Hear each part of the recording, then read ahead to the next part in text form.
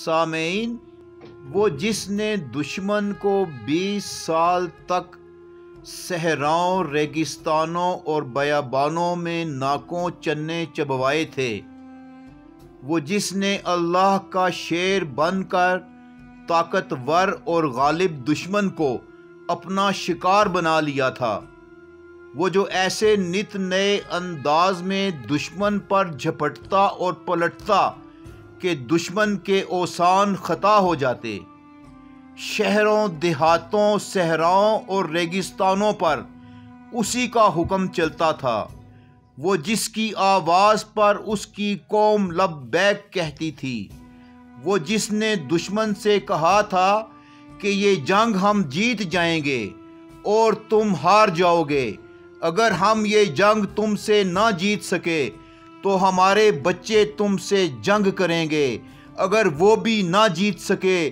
تو ان کے بچے تم سے جنگ کریں گے، اور یہ جنگ اس وقت تک جاری رہے گی جب تک تم ہار نہیں جاتے اور ہماری سرزمین چھوڑ کر چلے نہیں جاتے۔ اور پھر تاریخ نے اس عظیم لیڈر کے ان سنہری الفاظ کو عملی جامہ پہنا کر سنہرے حروف میں تاریخ کا حصہ بنا دیا۔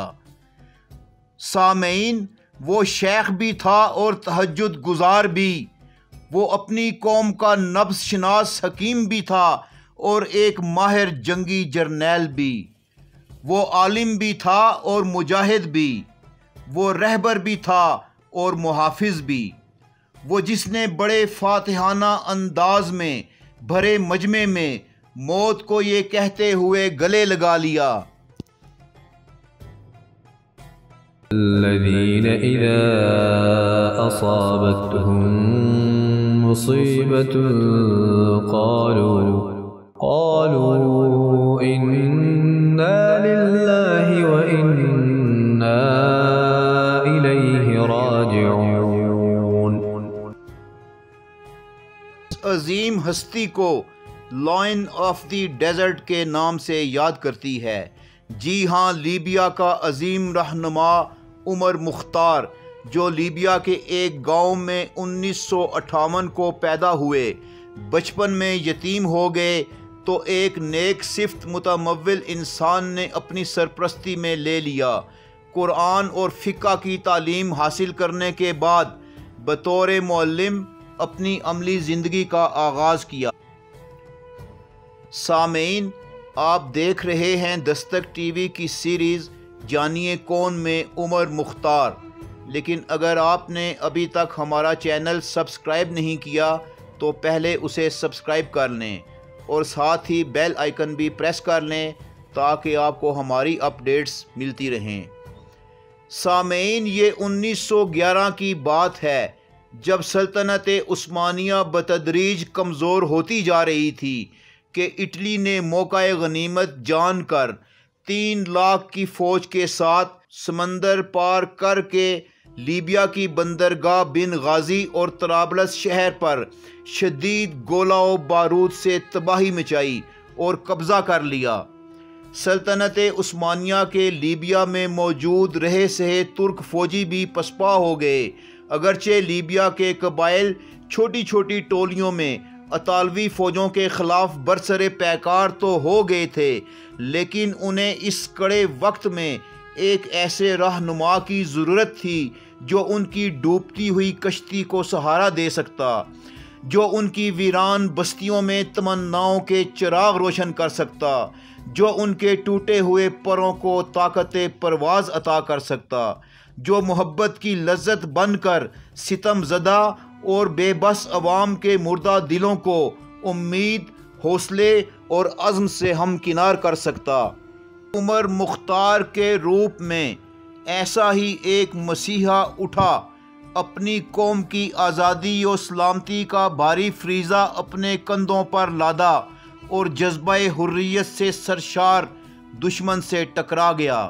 سامعین، اس وقت عمر مختار چاڈ میں جہادی سرگرمیوں میں مصروف تھے جب انہیں یہ خبر ملی کہ اٹلی نے ان کے اپنے وطن پر ایک بہت بڑی فوج کے ذریعے حملہ کر کے قبضہ کر لیا ہے۔ وہ واپس لیبیا آئے तमाम जिहादी कबाइल को एक प्लेटफार्म पर जमा किया और तहरीक मुज़ाहिमत के नाम पर दुश्मन के ख़िलाफ़ गोरिल्ला वार शुरू कर दी। इतालवी फ़ौज जो उस वक्त दुनिया में नाकाबिले शिकस्त तस्वुर की जाती थी, उन पर उमर मुख्तार ने ऐसे ज़बरदस्त और तकनीकी अंदाज में हमले शुरू किए कि इतालवी फ़ौज खौफ में मुब्तला रहने लगी। वो इन पर घात लगाकर हमले करते, इनके फ़ौजी मार देते, इनके असलहा डिपो तबाह कर देते, सप्लाई लाइनें काट देते और इनकी अफवाज की नकलो हरकत पर गहरी नज़र रखते। छोटी छोटी टोलियों में मुजाहिदीन आकर इन पर अचानक हमला करते, इन्हें शदीद नुकसान पहुंचाते और फिर घाटियों में गायब हो जाते। लीबिया के सहराओं ने ये नज़ारा भी देखा कि कभी वो आसमानी आफत बनकर दुश्मन पर टूट पड़ते, तो कभी रेगिस्तानों के अंदर से अचानक मुजाहिदीन रेत झाड़ते हुए बरामद होते और इतालवी फ़ौज को तहस नहस कर देते। 20 साल तक इस सहराई शेर उमर मुख्तार की क़यादत में मुजाहिदीन इतालवी फ़ौजों से ऐसे ज़बरदस्त बरसरे पैकार रहे कि एक मौका पर इतालवी घुटने टेक गए और अमन मुआहदे की इस शर्त पर पेशकश भी कर दी कि वो इनका वतन छोड़कर चले जाएंगे, लेकिन बाद में वो इस मुआहदे से मुकर गए। सामीन, इतालवियों ने ताकत के नशे में चूर लीबिया की अवाम पर बेपनाह जुल्म व तशद्दुद किया। वो नौजवान मुसलमानों को उमर मुख्तार की तहरीक मुज़ाहिमत में शामिल होने से रोकने के सबब इन्हें घरों से निकाल कर अकूबत खानों में ले गए।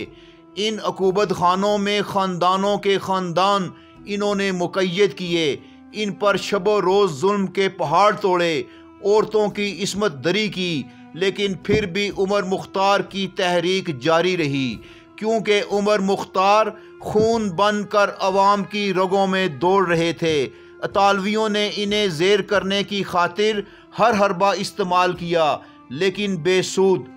बिल आखिर 11 सितंबर 1931 को एक जासूस की मुखबरी पर इतालवी फ़ौज ने उमर मुख्तार को उनकी पनाहगाह में 40 मुजाहिदीन समेत घेर लिया।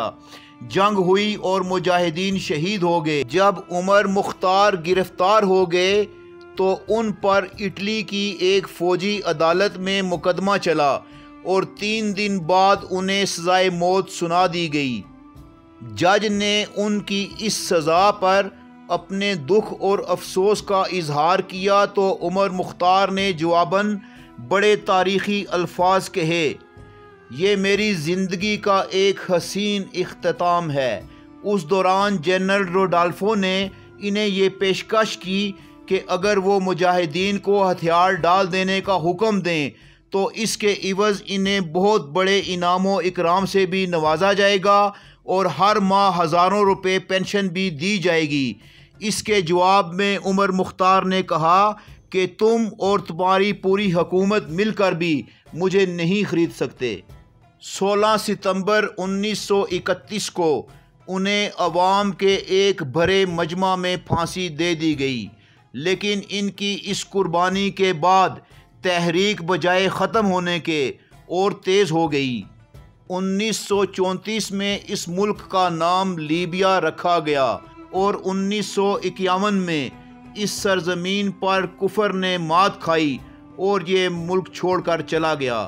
आज भी लीबिया की सरजमीन पर और करेंसी नोटों पर उमर मुख्तार के मुजस्मे और तस्वीर मिलती हैं। दुनियाए इस्लाम का ये अजीम हीरो हम सब के लिए मशले राह है। अल्लाह पाक उनको अपनी रहमतों के साए में रखे, आमीन। सामीन, आप देख रहे हैं दस्तक टीवी की सीरीज़ जानिए कौन में उमर मुख्तार, जो अब अपने इख्तिताम को पहुंचता है। इंशाअल्लाह बहुत जल्द हम अपने अगले प्रोग्राम के साथ दोबारा आपकी खिदमत में हाजिर होंगे। उस वक्त तक के लिए इजाज़त चाहेंगे। अल्लाह निगहबान।